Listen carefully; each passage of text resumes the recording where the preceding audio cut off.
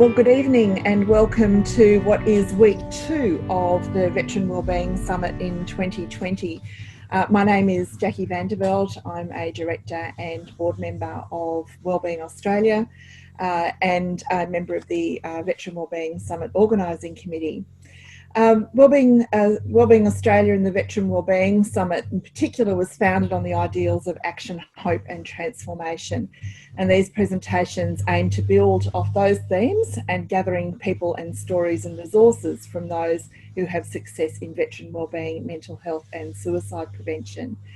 While we are broadcasting tonight, we've got a number of people who are coming on. We've got quite an interesting registration list, which is great to see. Can I encourage you to put questions in the Q&A tab down the bottom of your screen? We will get to those towards the end of the presentation, and also any comments in the chat, and we'll address those as we go along or towards the end. If we don't get to your questions, we will make sure that we get an answer on those and get back to you with those answers. And also too, of course, we're going to be publishing the recording of this webinar and some resources and links on our website for later on. So please share this with your network using the hashtag VWS2020. So it's a great pleasure to welcome back, because it is back, because we had Barry with us last year, Barry Zworestine. Barry was born in southern Rhodesia, which is now modern-day Zimbabwe, in 1953, and he served in the Rhodesian War in 1976 to 77. In 1984, he spent 4 years in Israel building the British Council English Language Centre. He has an MA in clinical psychology. He's the author of Which Way Is Your Claymore Facing? And In Progress, which we're going to have a little bit of an insight into tonight, A Warrior to Civilian, a Transition Manual for Veterans and Current Serving. So Barry, welcome, and I'm going to hand over to you. Okay, thanks Jackie, and also just a big thank you to Jackie for having me back on, and a thank you to everyone else for making the time to come out today to just listen to this. Just to say that my focus is really on the transitional process. You know, I started working with veterans here in Australia in 2001. And as it extended in Australia to my own group of guys from the Rhodesian Bush War and now over the last year or two into America, I began to focus a lot more on the transitioning process and the complexities of the transitioning process. Personally, I do not believe that the transitioning territory has been operationalized and mapped out effectively. And I think that as a result, as veterans are attempting and beginning to navigate out the military into the transition into civilian worlds, they are finding it incredibly difficult because their maps are simply not as effective as they should be. And as a result, the ability to navigate and build in operational protocols at work are not effective. And so people are getting lost in the process.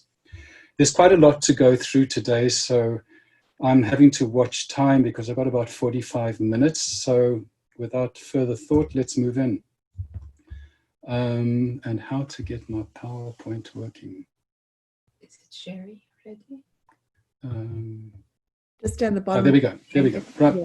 Okay. So I don't need to go into my past history. That's been explained. I was in the Rhodesian Bush War. I decided to go back in and do my time.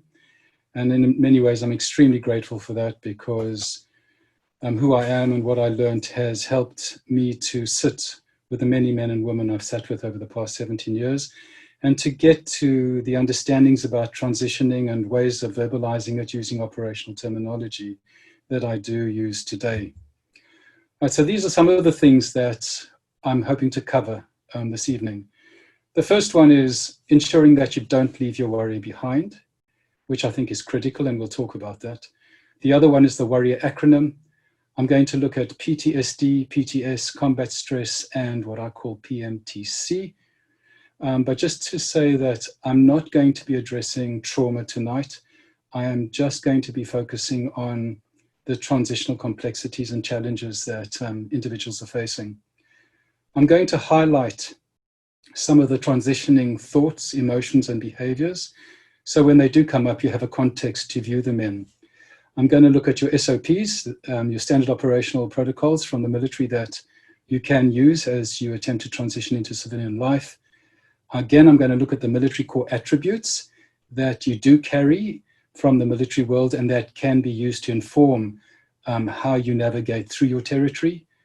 I'm going to use what's called operational neuroscience. I'm going to teach you about the brain using operational terminology, things like the ambush zone and the OP.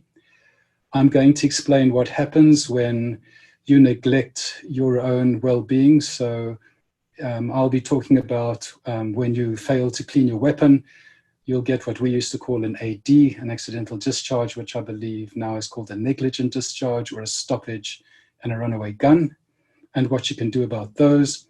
Then I'm going to teach you some really quick daily pull-throughs, and I'm going to explain why pull-throughs are important.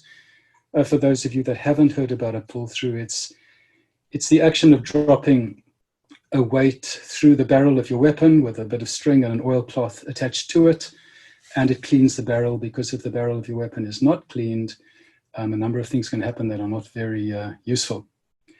I'm then going to talk about the SEAL approach, which is an acronym, and I'm going to finish off with 13 lessons to successfully operate in civilian life, which leaves me breathless. But anyway, let's go for it. All right, so that was me in 1976. When that photograph went online a few years ago, a number of people were saying that this can't be real because nobody walks around in short shorts and you can't really see it, but it's a pair of running shoes. Well, that's exactly what we looked like in the Rhodesian Bush War. We worked in groups of sticks of 4 in the bush. And I, probably crudely speaking, I was a fighting medic. So in my stick of 4, I dealt with whatever needed to be dealt with before the choppers came down and picked everybody up, and I'm draped with medical kit all over the place. Anyway, the quote to start off with is, "You should not be leaving your warrior behind as you transition into civilian life." And you know what I always say to people is, would you leave a man behind? And the answer to that is absolutely not. My next question is, so if that's the case, why have you left yourself behind? And when I say why have you left yourself behind, I mean the part of you that doesn't bring the core values, the strengths, the insights, the integrity, the resilience, the dependability and reliability of who you were in the military into civilian life. It's almost as if many people turn away and forget who they were and try and squeeze into civilian life. And I don't think that's an effective choice. I think the challenge is to go back and collect who you are and bring the best parts of that into your transitioning process. You need to learn and adjust and adapt to the complex challenges of civilian territory. Civilian territory is not easy. Redefining who you are, and we're going to look at that in more detail, can be extremely challenging. But the thing I point out is that the core values of the warrior and the wisdom gained from the military will not only inform and guide the civilian part of you, so it's quite a good combination, but will also make you a better person. Who you were can and should be a part of where you are now. And I really want to stress that who you were can be a part of who you are now as you're transitioning or as you are existing in civilian life. And I don't mean putting on uniform. I mean the strengths and the values that you embodied in your past can exist in your present. It shouldn't be about getting stuck in the past, but it's how we use the past to inform our present. And, you know, within my own war, I do know that there are numbers of middle-aged men in the mid-60s who are still doing contract work in Iraq and Afghanistan. And to a certain extent, that's getting stuck in the past. I don't judge it. I think everybody makes choices. All right, so let me just get my picture out the way here. There we go.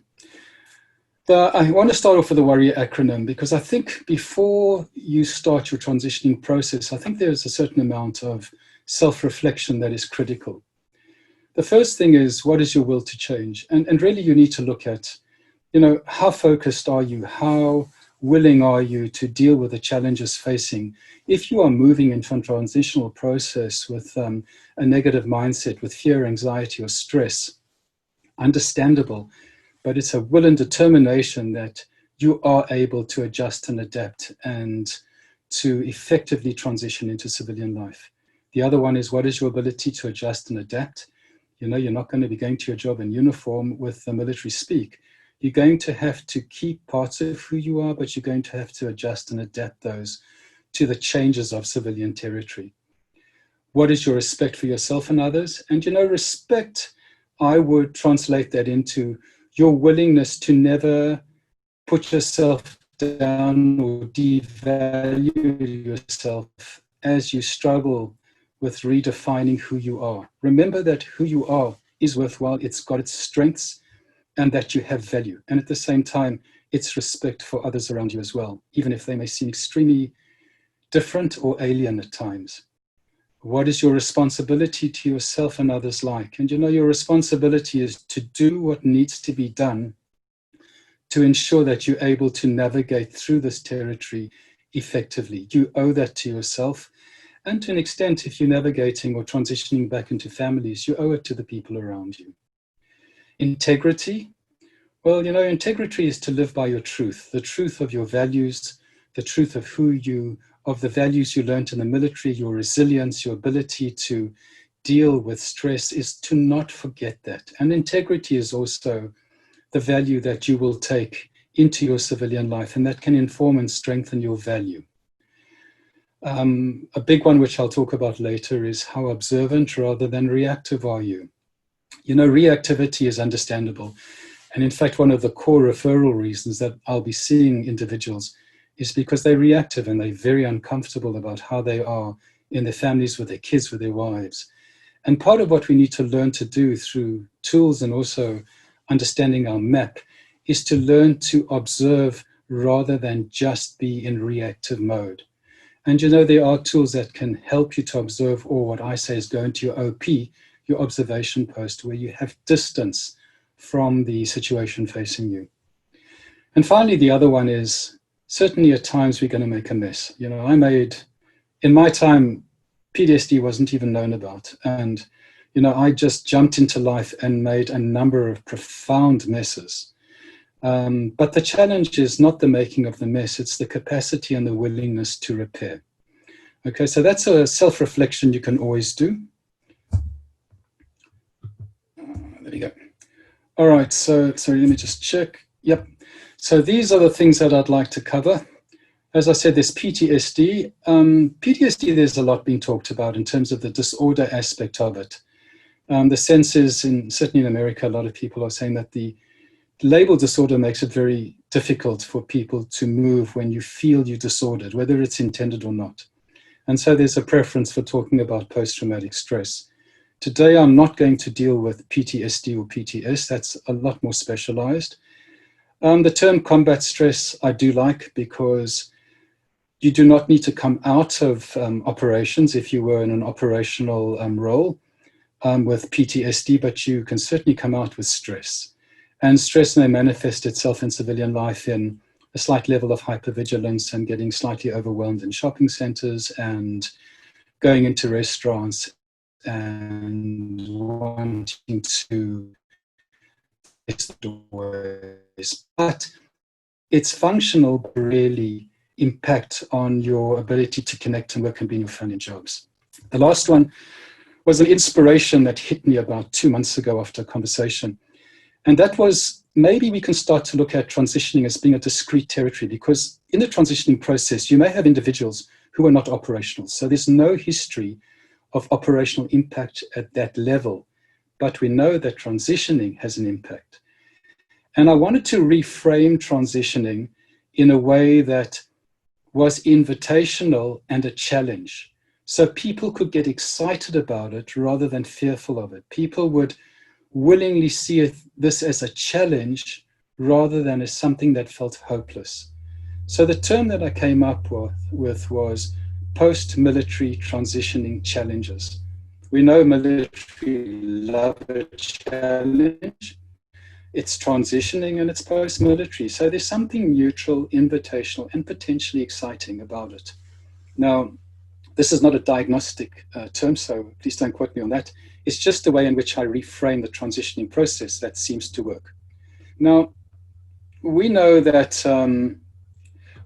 civilian life, I call it the next operational front, civilian territory, because it's incredibly complex. There are so many things around redefining who you are, becoming who you need to be. And we know that individuals get lost in it. And if we see it as an operational front, then we know that in the spirit of an operation, there are many things we need to be able to do to prepare for it. All right, so I want to work now on some of the transitioning thoughts that you may be sort of feeling and thinking about. So some of the thoughts I'm going to go through might be obvious, and there's some that are quite subtle and that really haven't appeared in a lot of work that's been done on mapping out this territory. So as I'm going through them, just self-reflect and see what's of value to you and what you may go, hadn't thought about that, but that's actually good to know.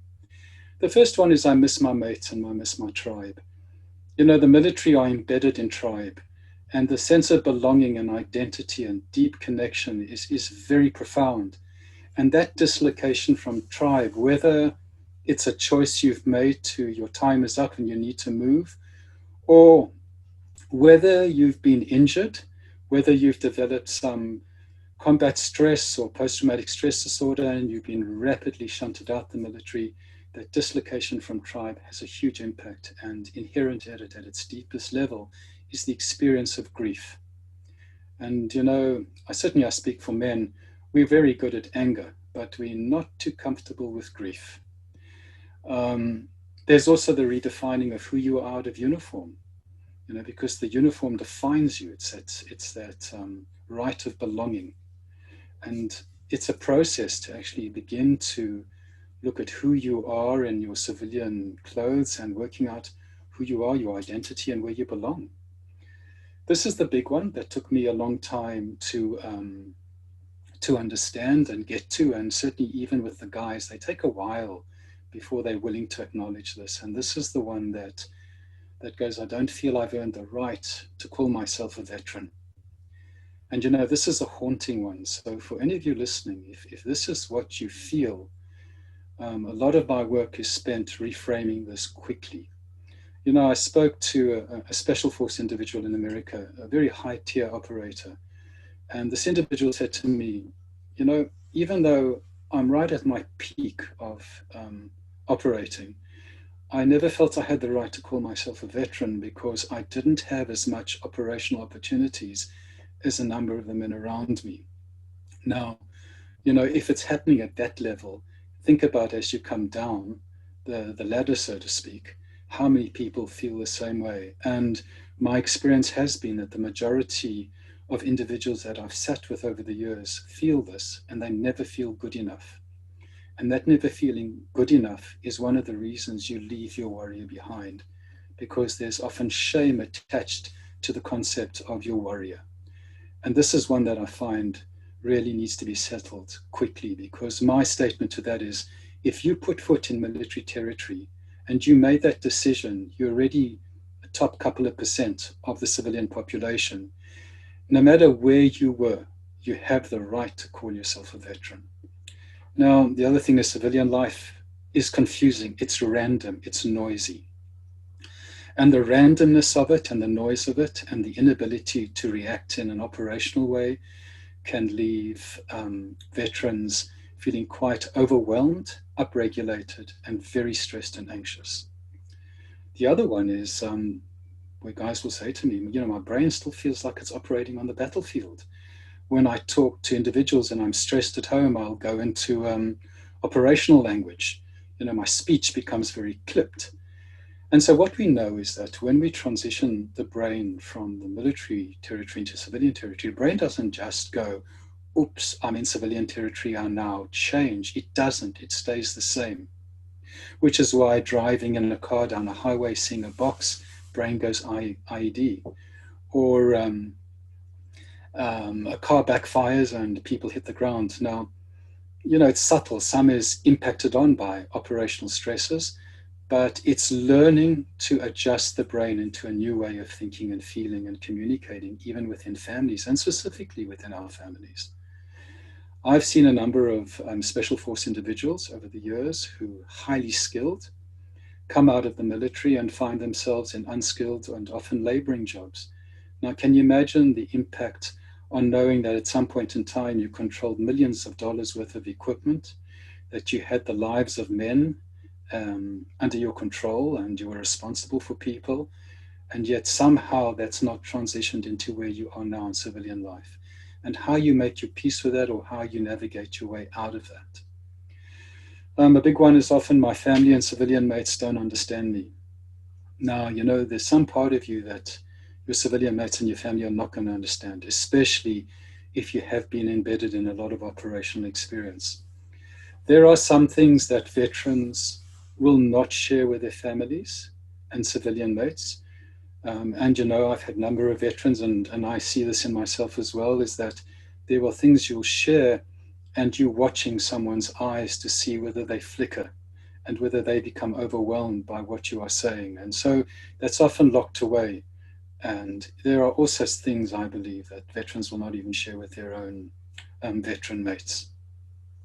But those things are what I call the claymores in our back rooms. And somewhere along the line, they probably, it's a good idea to start to see someone, you know, in this case in Australia, it's to go to Open Arms and contract to see somebody and start to work about those things that have never really got spoken about. All of the above leaves you feeling lost and quite alone. And in this place where you're lost and alone, it's alien territory, you don't know where you belong. Sometimes it feels like everybody can feel like the enemy. Now, you know, you put all of this together and it's not easy at all.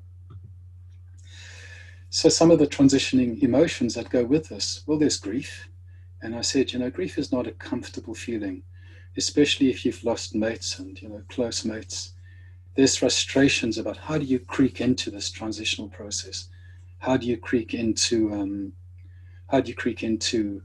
civilian territory? With that can come anger, can come stress, anxiety, irritability, hopelessness, isolation, depression, and even numbness. And you know, the numbness one is interesting because the very act of moving into the military at its extreme level is the capacity to be able to hunt and kill. Now, to do that, you have to rewire your emotional wiring so that, you know, on operations, you can't afford to feel too deeply. You have to learn to encapsulate and contain. Now, that wiring often moves into civilian life, and often the partners of veterans will say to me, it's like my partner just doesn't feel things properly. And my explanation to them is actually they do. They feel profoundly, but their way of working with feelings is very different. Now, here's a hypothetical situation. You haven't had any operational impact. You don't have any trauma that you've carried from your time in the military, but in the transitioning process, you go through all of this. You go to a medical practitioner, for example. He asks you where you were. You explain you're in a transitioning process from the military. You talk about your grief, your irritability, anxiety, stress. You're feeling angry and hopeless, and you're feeling quite depressed. Now, at what point can the diagnosis be PTSD? And I'm not saying it's not, but can the diagnosis on a number of occasions be PMTC, post-military transitioning challenge? And with an effective reframe, understanding the territory of transitioning and being given the tools to work with it, you can transition out very quickly. You know, recently I saw somebody who was clearly in a post-military transitioning issue, wasn't carrying any trauma. 4 sessions it took to redefine the map, to reframe and put things in context. The person had shifted out radically. So it's an interesting one, PTSD versus PMTC at times. Now, some of the behaviors, if transitioning impacts are not managed effectively, if you are not prepared for it, if you don't have your tools, and if you're not operationalizing your map, well, alcohol can kick up. Your lifestyle is going to decline, especially, you know, weight gain with many veterans. You start eating a lot more, all the mood issues that are happening. Now you're no longer as fit. You may be smoking. Your sleep's being impacted on because you're stressed and overwhelmed. You're upregulated. You're feeling quite hopeless. So it's difficult to keep a job, especially when the demands of the job feel so alien and random. Your relationships may be breaking down. And with some operational stress, there may also be hypervigilance. So As you can see, transitioning is complex, and it can have some very serious implications unless it's managed effectively or understood effectively and mapped effectively. So what I want to talk about now are some useful SOPs, your standard operational procedures. And as I've said here, it's your attitude and tools that determine how you progress forward. And when I say this, what I mean is that you need two things. The one is a positive attitude to do what needs to be done and to respect yourself when you are struggling and not to demean yourself, but to know that you will do what needs to be done to address the challenges of what is facing you and get help if needed. And also the tools that work for you, the tools that you can do every day, your pull-through tools, how you relax, whether they're mindful meditation, breathing tools, etc., that I will discuss in a short while. I talk about taking time to regroup and plan. You know, you're not in a rush. Sometimes, like on a good patrol, you have to sit down, have a cup of tea, look at where you are, try and understand what's not working, get some help if needed, and then plan forward. Be proactive. You need to be prepared to adjust and adapt and move forward with focus, flexibility, and determination. So, you know, the values of learning to adjust and adapt, to move forward, even if you need to crawl at times or sit down and take a break, to maintain focus, to maintain your flexibility and determination. These are all operational, consistent values and disciplines. You haven't lost them. You just have to refine them. So what does a successful operation require? It requires good leadership. And you know, when I say leadership, I mean leadership to yourself. Be your own leader. And as your own leader, show the will and determination to do what it takes. Don't abandon yourself. And we go back to the original point, is which you wouldn't abandon another warrior. You don't abandon yourself. On-the-ground intelligence is critical for any good operation. So learning to map out your transitional territory, take time to do that. Talk to people that have transitioned. You know, things like this and the work I'm doing, and hopefully if I pull my act together, there will be another book coming up, or even reading the free PDF on my website will help you through that.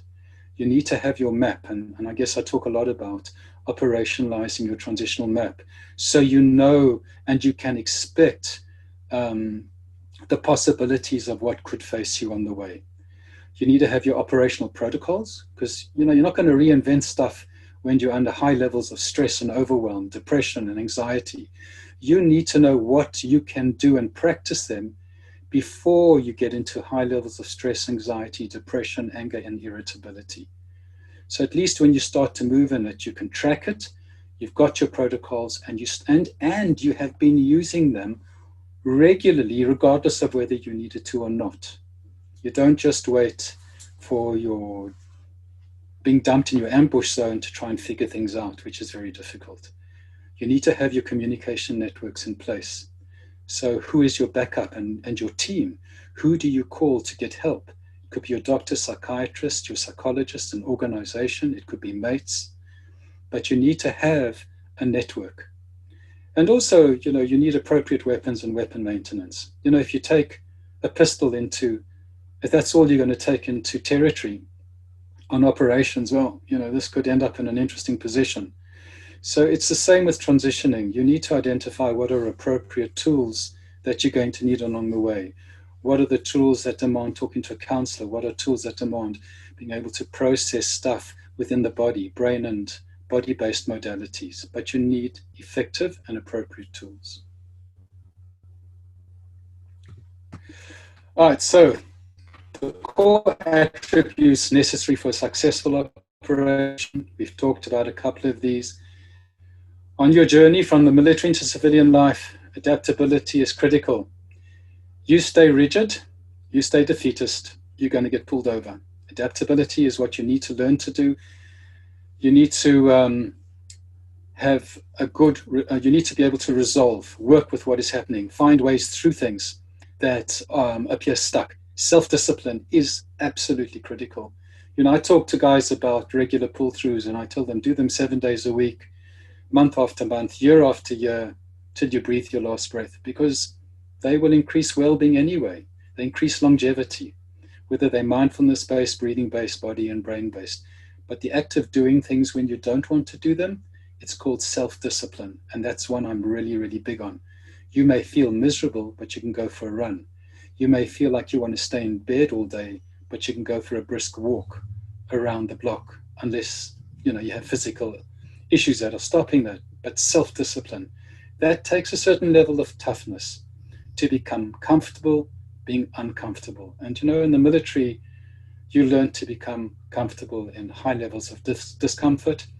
So in the transitioning process, you are going to become uncomfortable. But remember that you can actually learn to become comfortable, and your trainability is there. You can learn different skills, mindsets, tools. Never forget you need to have a team, which we've talked about.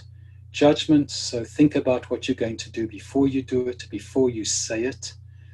And remember, dependability to yourself and others around you, and reliability to yourself and others around you. These core protocols, these core attributes will help you and support you in times where just the walls seem to be moving in on you. All right, now I'm going to train all of you to become effective operational neuroscientists. So I'm just going to run through this. I have used a couple of terms. So if you think about the front of your brain, is the part of your brain is called the frontal cortex. It's a part of the brain where you think and plan. It stops your mouth from shooting off, okay, to put it crudely. So I like to call the front of our brain our OP, the observation post. So as with the photograph, when we do OPs, generally you're observing whether you're on the ground, under camouflage, or you up high on a hill, maintaining a low profile. You're observing and monitoring. You are calm, you are focused, you are planning, you are managing, you're monitoring, as I said, and there's distance between yourself and what's on the ground. Now, that is a critical place to go to, is your OP, because if you're never in your OP and you're always in your ambush zone, in pure emotional reactivity, you've got a major problem for yourself, how you transition, and those around you. The back of the brain, the limbic system, is where all the emotions are. That's the stuff, fight, flight, freeze. It's where you're in danger. It keeps you safe. So effectively in the military, the back of your brain demands your need to be alert, aggressive, reactive, hypervigilant. It's what I call the claymores. You need to explode in a controlled manner, trip flares, high alert systems in place. And if you need to move into a contact and be highly operational and functional and effective within a contact. However, what we know is that there's a line of fire between your ambush zone and your OP. There is blood flow from your ambush zone to the OP constantly.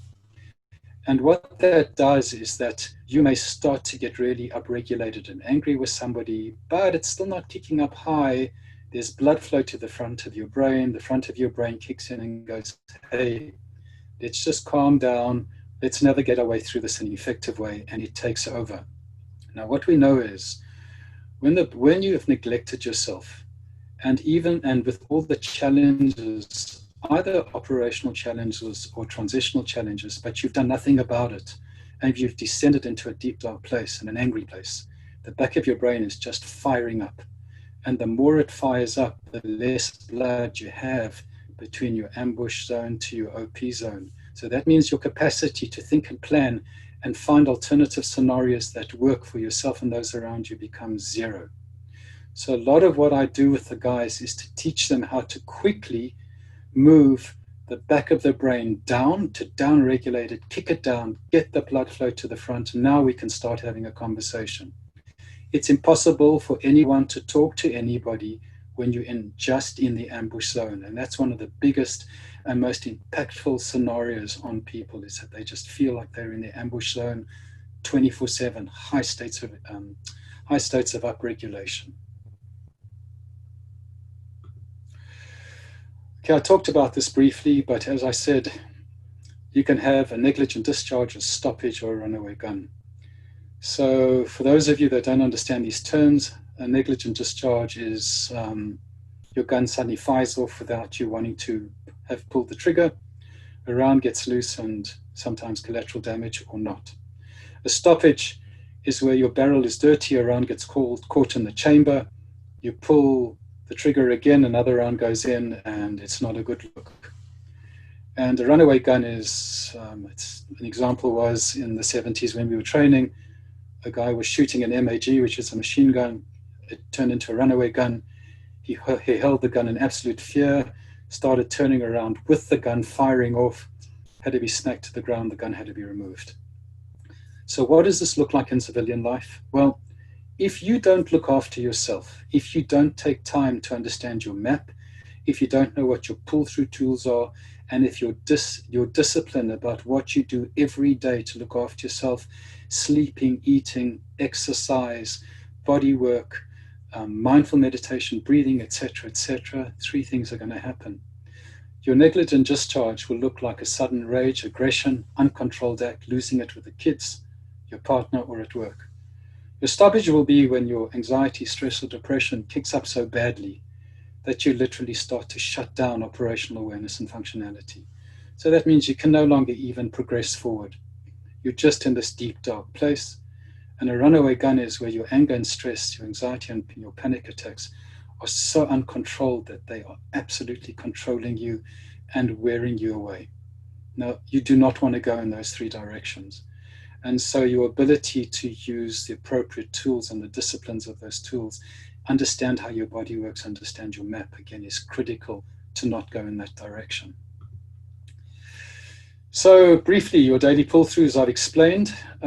Doesn't quite look like this. In my case, it was, as I said, a little weighted lead, a string, a cloth, oilcloth, you pull through your barrel. It's important. You know, I equate cleaning the outside of your weapon as going to the gym, and your pull-throughs that I'm going to talk about is the internal stuff. So again, how you transition into civilian life will be determined by your ability to track your progress, your well-being, your mental state, how you impact on others, and the use of your pull-through tools. All of those will help you transition, will give you a better opportunity to transition effectively. So here are some emergency ambush protocols. First one, and these are the good pull-through tools. Glass of cold water changes blood flow in the brain. Stick some ice in it, have it in a bottle. Breathing techniques, look up box breathing and 4-7-8 breathing. When you're really kicking up, cranking up, and out of control, put yourself in a cold shower for 45 to 60 seconds. Some of you may have heard of the Wim Hof breathing method and the cold showers. I'm not advocating the breathing, but I do cold showers every day, and I think they're a brilliant way. You cannot be anxious when you come out of a cold shower. And then the other one is with the people around you and those you love, communicate a brief R&R to time out and regroup. So when you start to kick up, you don't just time out of the room, you explain to your family, look, I'm going to take a 15-minute timeout. I'm going to do a couple of pull-throughs, get blood flow into my OP, and then come back and talk. Your partner's going to go, what are you talking about? Could you translate this to civilian language? Your longer-term protocols are things like mindfulness, which is fantastic. Mindfulness is used with the SEAL teams are very big on mindfulness. Green Berets and Delta Force use mindfulness. Yoga, physical activity, good nutrition, effective sleep, and reduced alcohol intake. Mindfulness, yoga, meditation are things I've done. I've meditated for,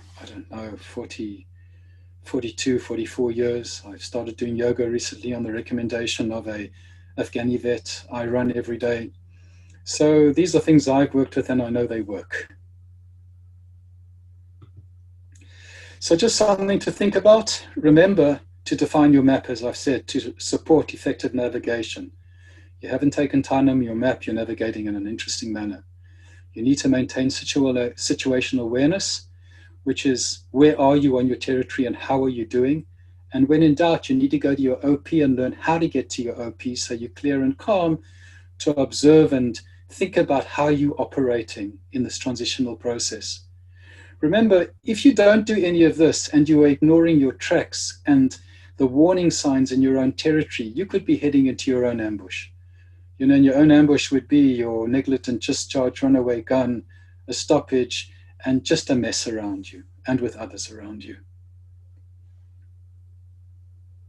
Where's my arrow? There it is. All right, I want to just briefly talk about the SEAL approach. So the first is success. It's important to define and visualize your goals. Take time to identify areas of strength and your deficit and think about what you're going to do with areas of deficit. Maintain your situation awareness and observe your arcs of fire. Now, your arcs of fire, for those of you not aware of, in contact situations, everybody has a specific area that they cover. That's to make sure you don't shoot your mates. Now, just to stress, your family, your friends are not your enemy, and neither should they be in your arc of fire. If they are, get help. Extend. You need to learn new skills, and seriously, you need to become comfortable being uncomfortable, because it is uncomfortable trying to become different and trying to transition into new and undefined and unknown and bewildering territory. As I've said, you have to adjust and adapt. You need to stay flexible. You need to release what no longer works and explore your territory and gain knowledge. And you need to learn, which translates to get help, speak to others, identify new tools, ask questions. Remember that the challenge of this transitional change is really to create new and exciting opportunities for yourself. Towards the end, I'd like to talk about 13 lessons to successfully operate in civilian territories. And these I learned from running a couple of ultra marathons, one of which was 84 kilometers uphill, which was a profound learning experience for me. And these are the things that came to me, was that giving up is never an option, okay? This transitioning place, for the men and women out there who are veterans transitioning, giving up is not an option. There are ways through it. Be willing to do it. Take small steps. Don't go running in, but begin somewhere. You know, it's better you choose change than it choose you. If you don't deal with the challenges, then your challenges are definitely going to deal with you, and you do not want to go in that direction.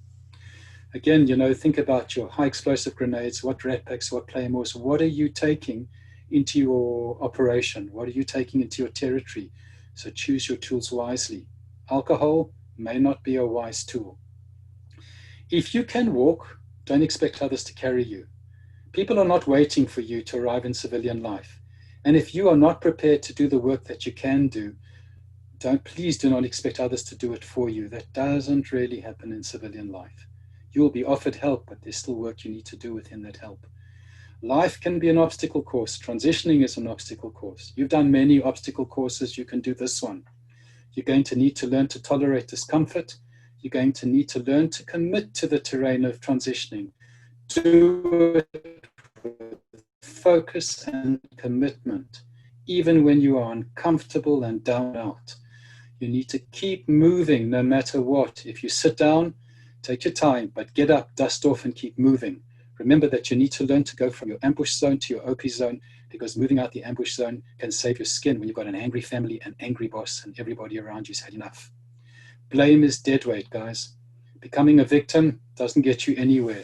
Take responsibility for where you're at, get the help, and do something about it.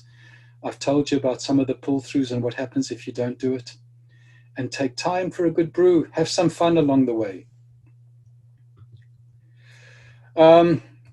I'm just nearing the end. There's my website. I've got a free PDF. I wrote my second book, Which Way Is Your Warrior Facing, and I wanted it at no cost. It's got everything plus this and everything else. It's got a lot of stuff in it. It'll be the foundation of my third book, which I'm thinking about. But that is free. You can go to my website and download it. There's my email if you want to have a chat, and you're welcome to join me on LinkedIn. I'd like to finish off with this quote. Don't settle for yesterday, okay? Your past is the past, but you can bring good qualities of your past into your present. Your past personal best, it's simply an opportunity to excel forward. Bring it in, move forward. Get up and commit to being better, stronger, faster, more compassionate and connected, respectful and caring. That is within your locus of control and power. So do not allow the past or the burdens that you are carrying to define you. Remember, you are not your trauma. You are not your stress. It is just what you carry as you try to redefine and refine yourself. See disappointment as only an opportunity to get up, dust off, and learn. Adjust and adapt as you move and learn. Remember, you were willing to crawl through the mud to become a warrior, the same mindset applies to crawling through the burdens you carry. Like the mud and the strain, they will wash off as you heal. And please remember that all the mud and the stress and confusion and the joy of transitioning, the tough stuff will wash off as you take responsibility for your process and that you heal. So on that note, thank you very much. I'm not sure we go from here, Jackie, but if you'd like to bring me back. And also to say thank you for my wife for this extraordinary PowerPoint presentation. I owe her, and I'm sure she's going to complain. She's going to claim. So thank you all for listening. Barry, thank you so much. Barry, it's a pleasure. We do have some comments and questions. Have you got time to... I've got plenty of time. Excellent. Okay. So there's lots of discussion going on now about PTS or PTSD and misdiagnosis of that. I think you've kind of addressed it, but the question from the person is, are you seeing cases that are meant to be PTSD but actually are not? Is that something that you're seeing in your... Look, I think the diagnosis comes from psychiatrists and people who are very skilled at diagnoses.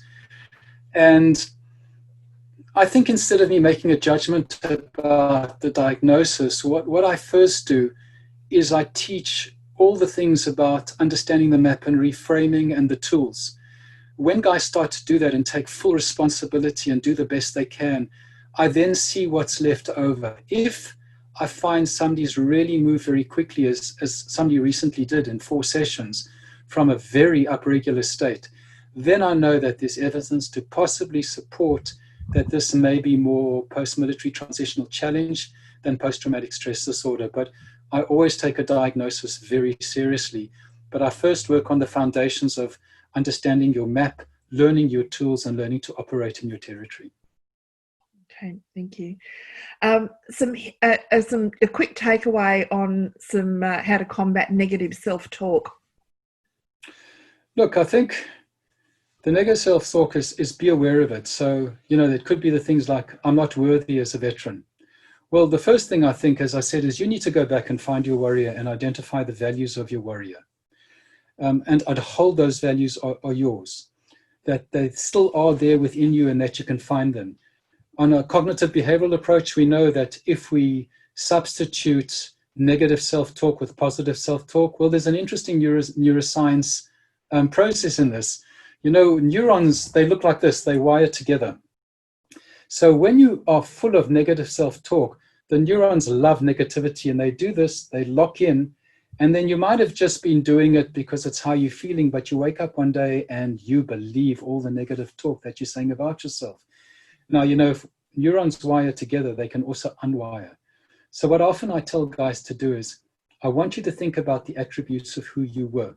So I have courage, I have adaptability, I have respect for others, and I can put others first.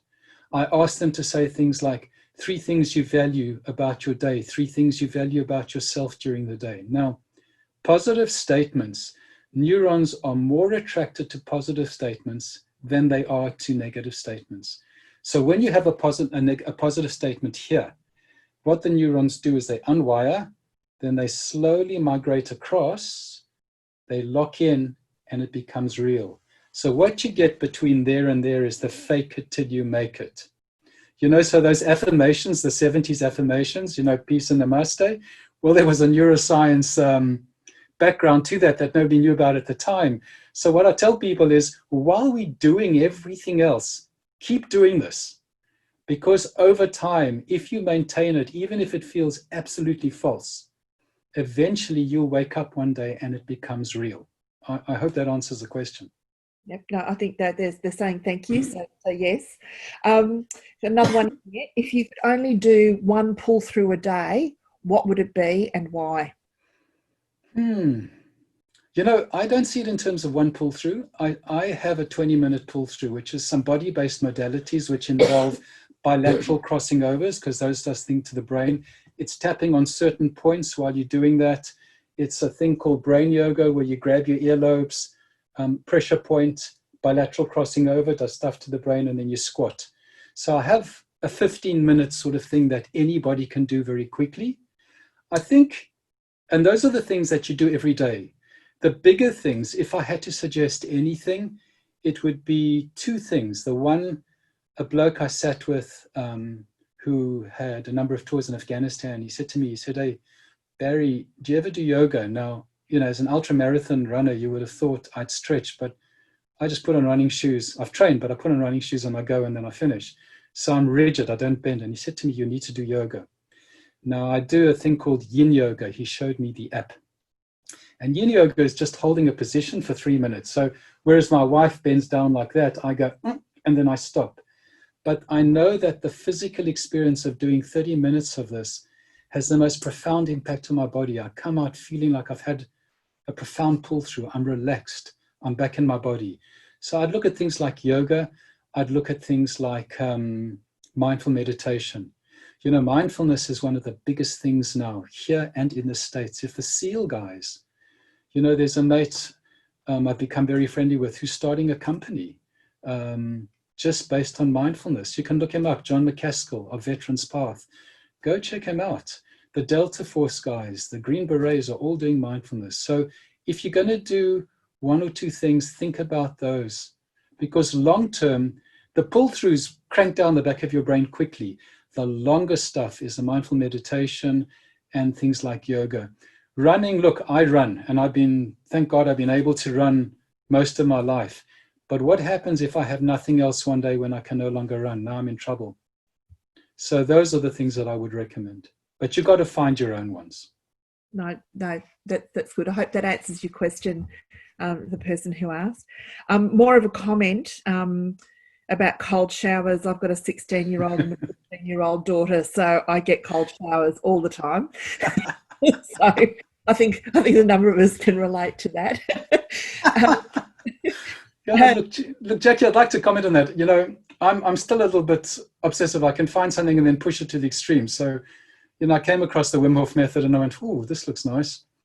I can't run 84 kilometers anymore, but I can certainly learn to hold my breath. Now, I tell the guys, do not do the breathing. I'm not responsible if you try that. But I know, and I'm still needing to take time to look at the research of cold showers, but I know there are profound impacts on the body, on the immune system, with finishing off your hot shower with a 45-second or 60-second cold shower. So, today I have mine twice a day, and just before I turn on the water, I just go, why am I doing this to myself? But at the end of it, I understand why I'm doing it, because I'm back in my body. So those of you willing to give it a go, see how it feels. Well, from a position of getting a cold shower, because we also had no choice. I can actually say that it does work around with resetting your brain with anxiety. Yeah, it does, big time, brain and body, and that's what you want to do. Transitioning, it's hard to reset your body when you don't have your map. So a cold shower is the simplest way to get on track and then figure out how you do the rest. Yep, no, good point. Question, so comments and question here. So it's quite a long one. How receptive has this thinking that you've presented tonight, of your framework being received by more recent veterans, so the younger veterans in Australia? I can tell you now, the guys love it. When I talk about leaving your worry behind, when I talk about a pull through and I go, hey, let's get out of the ambush zone into the OP, they just go, geez, why did I never figure this out before? I've been told how to think about my thinking and dysfunctional thinking and catastrophizing thinking, but now I'm talking about pull through tools. I'm talking about how you function on your OP and ambush. It's had a profound impact. And in fact, it's really well received. I mean, in America, for example, I think it's still there, but aspects of what I've written are in the SEAL team transitioning manual into corporate jobs. So I think it's good for the guys, and I know it's always, the guys and the girls, it's always been well received, and in fact, gratefully received. And I'm also hoping that psychologists, social workers, and any mental health professional working with veterans will use this terminology. You see, I'm not talking about an approach. I'm not going into the evidence-based or non-evidence-based. all I'm doing is I'm talking about a style of communication that's embedded and is respectful of the territory and the learning that are already in the men and the women that we are facing. Good point. Also, to your point about, I'm reading this, not ever feeling good enough to call myself a veteran from a special forces operator is very insightful, plus very relevant to almost every veteran that this person has ever spoken to in the past few years. How can we talk better about this as peers, veteran to veteran? You see, I think the thing is, you know, I was on the Rhodesians March in Anzac in Sydney, and you know, I was fully operational, but we have our SAS and we have what we called our Salute Scouts, our reconnaissance units, our RLI, which are the commando units, and these guys were getting dropped into combat, literally at 100 meters away, 5 times a day, some of them, from helicopters. And, you know, I remember feeling profoundly inadequate, and it haunted me. I felt that I actually didn't have the right to put on my medals or to be there. And an officer from my war, captain, he said to me, you know, he said, you put your foot in the territory, regardless of where it was, whether you were operational or on admin, but you put foot in the territory and you have the right to call yourself a veteran. Hearing this from another person, and I know when I've done what was done to me, and I say this to other veterans, there's just an absolute sense of release from something that they don't need to hold on to because it's dead weight. And I think we need to remind each other, and even those in, you know, officers or people who had rank or people who have credibility need to be very attentive to sharing that with everyone else around them, because it haunts and it needn't be there. It's dead weight. We shouldn't be carrying it. Right. Good point. I hope that answers your question. And I know this particular person who's asking that question is training up to be a peer worker with Great. So yeah, which is fantastic. Question here: does any of your research or reading include the culture of the Japanese samurai? Meditation and mindfulness is why this person is asking. Well, you know, it's interesting. Everything I'm doing here is not researched. It's me with my head on the ground, self-reflecting on, you know, my journey is 42 years after my own war and sitting for 17 years with extraordinary human beings. I'm not a researcher. I'm on the ground kind of psychologist. But, you know, when I used to run in the mountains when I was studying in South Africa, and this came through to me one day, is actually the concept of the samurai sword. And, you know, unless I've got it wrong, the samurai sword is a piece of metal that's put in a fire. It's heated up, hammered out, folded back, hammered out again in the fire.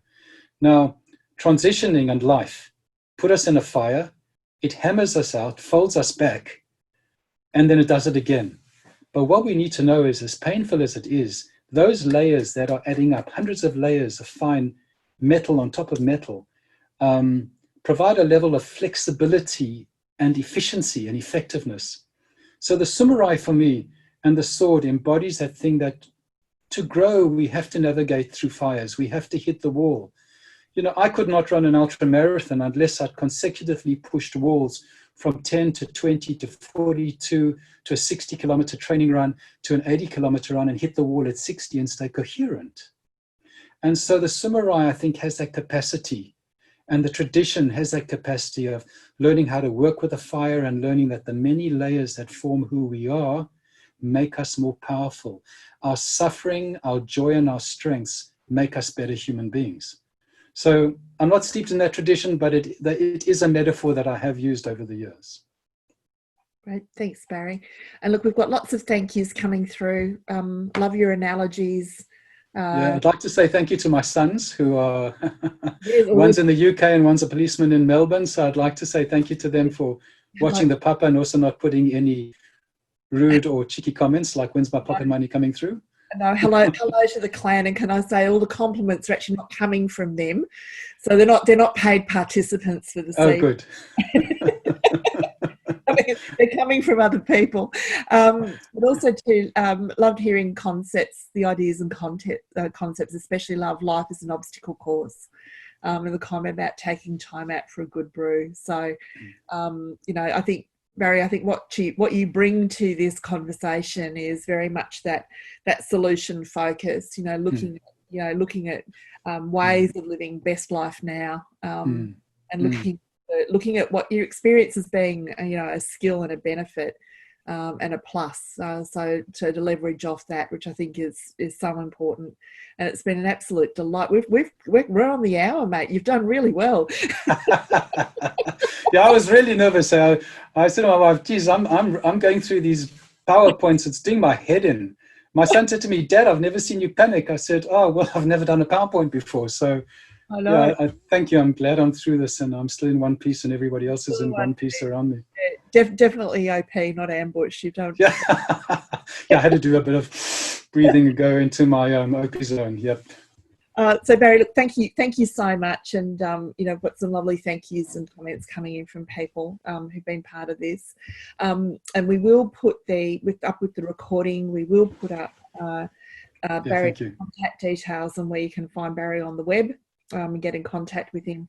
Also, last year he was very gracious and gave us links to one of his books that is available from his website. So we'll make sure that goes up there as well, so people can have a look at it. And Barry, I'm going to put you on the spot now because we are recording. Yeah. We come back and do the extended version when you've got your book underway. Yeah, I will. And as I said, I'm going to extend this one, but it'll also have a lot of what it was, but I'll see how much it extends. And yeah, I'd love to come back. I'm really grateful for this opportunity that you do allow me. And also thank you to everybody else. And also just to say, look, guys, feel free to contact me. You know, if you are thinking, some of the veterans out there, if you're thinking of going to Open Arms, but you're not sure, please contact me. You know, outside of my work with Open Arms, everything I do is simply of service. There is never a charge around that. And that part of service in my life makes a profound impact on my being. And I'm always grateful for individuals that allow me to be of service. So, you know, feel free to contact me through the website, through an email, whatever it is. I'm happy to have a conversation. Fantastic, Barry. That's a really generous and heartfelt offer. So we appreciate that. And also to all of the links that Barry's talked about tonight, we will actually also have up on the website as well, so that you can dip in and out of those as the interest takes you. So once again, thanks everyone. Have a lovely evening, and we will catch up tomorrow. We've got another one tomorrow, 2 p.m. On the rehab journey. So I hope that some of you are able to join us then. Thanks everyone. Have a lovely evening. Bye now. Yeah, cheers everybody. See you. Bye.